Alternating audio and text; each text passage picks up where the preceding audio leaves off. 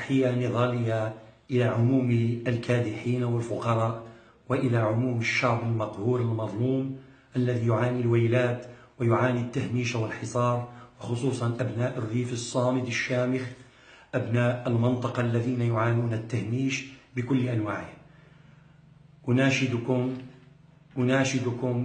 أناشدكم بالحفاظ على السلمية، لأن السلمية هي سلاحنا التي زعزعت أركان هذا المخزن الغاشم. أرجوكم الثبات ثم الثبات.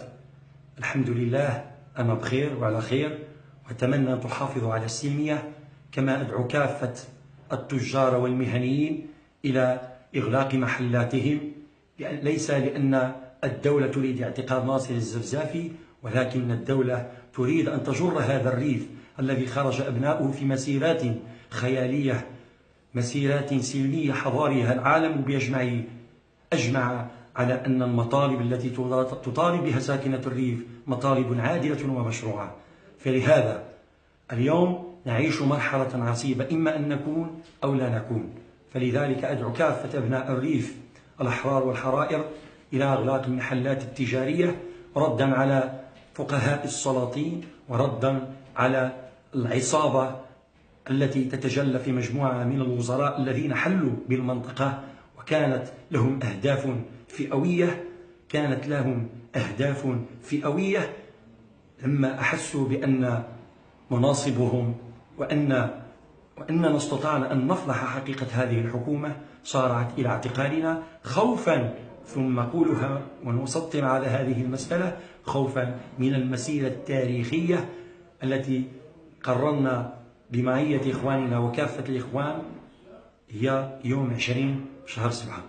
فالمجد، كل المجد لكم يا أبناء الريف، وإلى إخواننا الأحرار والحرائر في باقي المدن المغربية الأخرى. نقولها: إن اعتقلنا فقد انتصرنا، وإن قاموا باغتيالنا فقد انتصرنا، وإن تم اختطافنا فقد انتصرنا.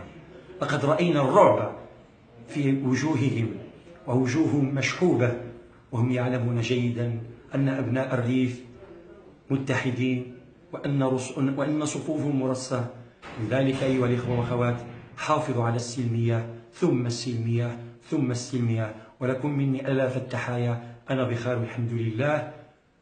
الحمد لله، فلا تخافوا، وإن شاء الله مدام وضعنا ثقتنا في الله عز وجل فلا تخافوا أيها الإخوان والأخوات.